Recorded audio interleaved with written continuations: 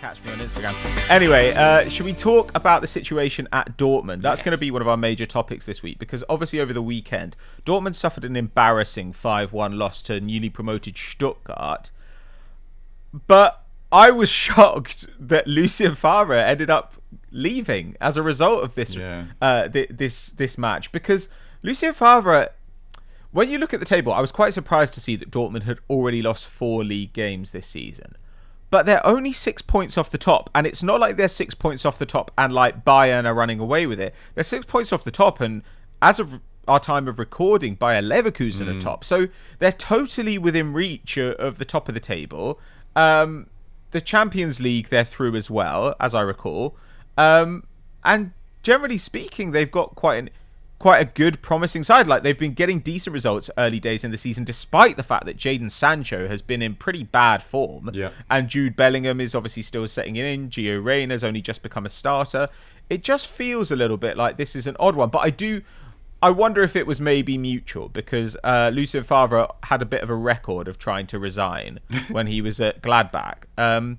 Dukes, can you make head or tail of this? Because this seems like a really strange one to me. I was surprised as well, but I think it just goes to show how keen either Dortmund or Favre, I think Dortmund were, to make a change, that they haven't even, they've appointed as assistant until the end of the season. It's not like It's not like they were ready to bring in a Pochettino or an Allegri or a Marco Rosa immediately. Like, they were so desperate to get rid of him that they've just gone, oh, we'll just have his assistant to the end of the year. And unless it's he's like some sort of handsy flick messiah, that I just don't see how it's going to improve the side, which is slightly concerning. And as you say, like, Dortmund actually started the season reasonably well. I think they won maybe 5 of their first 6 games. I think they were level on points with Bayern.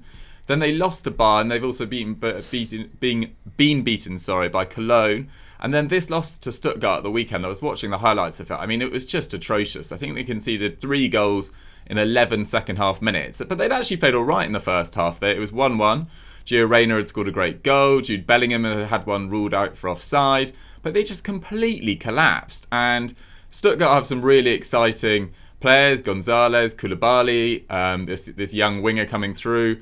But the level of implosion was really quite shocking. And as you say, they're only 5 points behind Bayern and Leipzig, but it feels like this year, with the talent that they've got, they could have really put together a pretty good challenge, especially with Bayern looking pretty shaky at points, especially defensively, and massively overperforming their expected goals as well. I mean, I think pretty much everything Bayern are hitting at the moment is going in, which also comes down to the fact they've got exceptional, forward players, but that might even out across an entire campaign, and then Dortmund could come into the mix. But as a whole, I'd say Favre's reign was pretty solid, but it was just the defending that's really let them down. I think they've only conceded less than 40 league goals in a single campaign once in the last 6 years. And without the money or the financial resources to bring in the level of attackers that that Bayern have, and they've had to develop their own, and they've done that very well, it was really going to be the defence that was going to make the big difference if they were going to win the league title, because I never think they're going to score more goals than Bayern, effectively. And it just didn't look like Favre was able to introduce like a really solid defence, although he has had some injuries there this year. I think Zagadu's missed games, Schultz has missed games. They've had to play Piszczek and Delaney at centre-back at times as well. So I think Dortmund, the hierarchy were just like, we're not going where we want to quick enough, and we've got this exceptional crop of young talent that are potentially not going to win what they should with the talent available. So a little bit baffling, but I could kind of see the logic as well. Yeah, I mean, I think there are extenuating circumstances, though, I guess, because I think that the Meunier signing has been borne out to be a pretty bad one. I mean, he certainly is not well liked among Dortmund fans, and that's a significant downgrade from Hakimi in that right wing back slot from last season. They've tried like Felix Passlack there, who of course has been out on loan the last 3 seasons. He was on loan with Norwich in the Championship, and he couldn't even get a sniff because Max Aarons was starting every game, and now he's going back and playing games for Dortmund, which kind of shows you that they're a little bit thin on the ground. I mean, plus you've got to think about where Dortmund were when he took over. Like, of course there was a successful Tuchel era, but that ended pretty badly, pretty acrimoniously, and of course there was the bus bombing around that time, which I think really shook the club.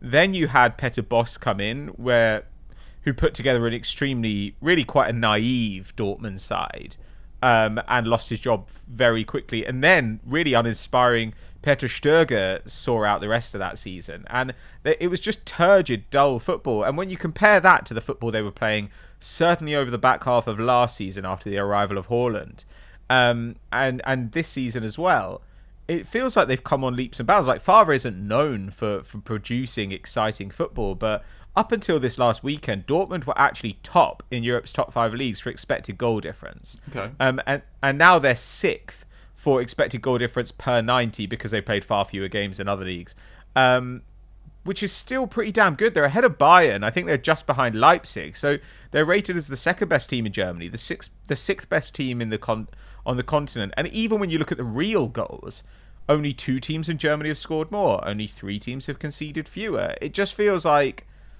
Favre has produced a winning side, a good side. And yes, this is an embarrassing result, but almost nobody has been exempt from an embarrassing result so far this season. You know, even Liverpool have been hammered, and Real Madrid have been hammered. Absolutely. And it just feels like it's happening to everyone. Yeah, no, I totally agree. I mean, I think there has been some very strange results. And actually, Dortmund had the best defence in the Bundesliga until, I think, this losing run or their period of losses more recently. But also the development of some of the young players, like Sancho was insanely good last year. I think it was like 33 league goal contributions. And this year, he just went through an incredible hot streak in about February time last year. I think it was just before lockdown, where he scored in about 10 games in a row. Everything he hit went in, and it was awesome to watch. But did you feel like at whatever he is, 20, that he was going to be able to keep that going for effectively 2 years straight with very little break and with an entire summer of speculation? Like, I think that's quite unrealistic. I mean, only the very, very best, like Mbappe and seemingly Haaland, can keep that form going for 2 years straight at that age. So, I mean, I don't think there's anything too much to worry about in terms of where their attack is.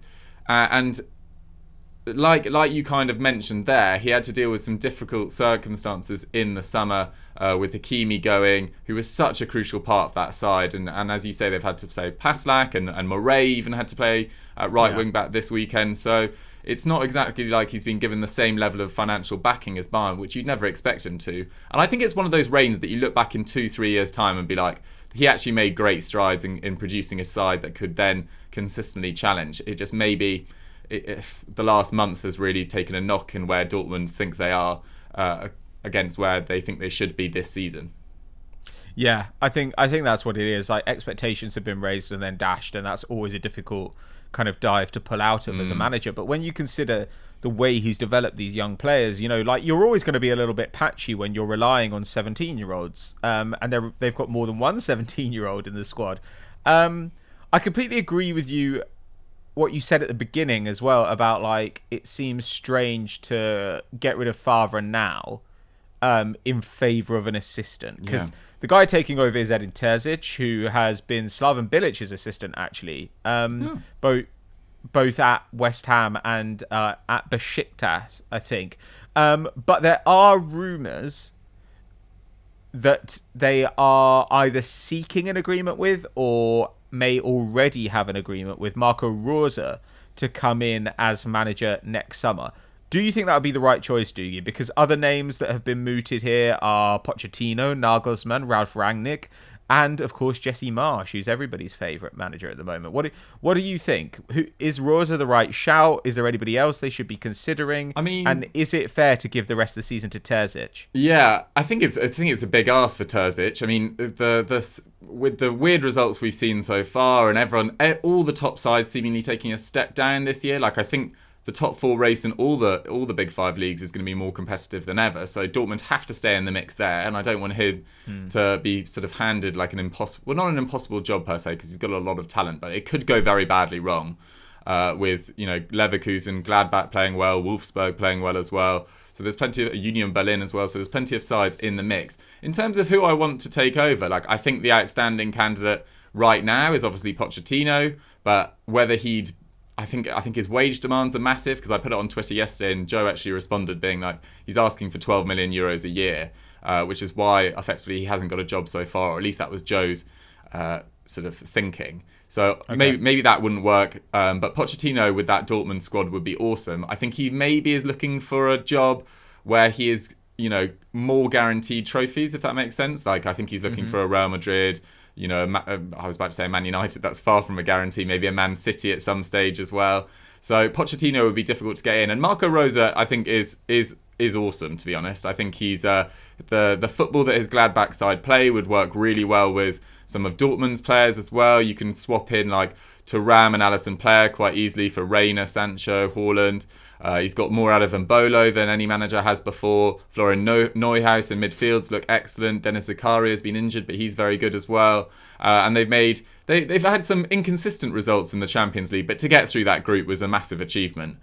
So Marco Rose would be a fantastic managerial appointment in my eyes as well. And then Jesse Marsch as well is a great candidate potential. Salzburg have really come on leaps and bounds. They're now regular they've been handed really difficult Champions League groups. I think last year it was Liverpool and Napoli. This year it was Bayern and Atleti, and they haven't matched them in terms of results, and they haven't really got the wins that they should have. But some of their performances have been outstanding, and he's clearly a fantastic coach. So, Dortmund looking into the Red Bull networking or ex-Red Bull networking, going Marco Rose or Jesse Marsch is a very good place to be shopping. But I think Pochettino would probably be the dream. I just don't think it's going to happen.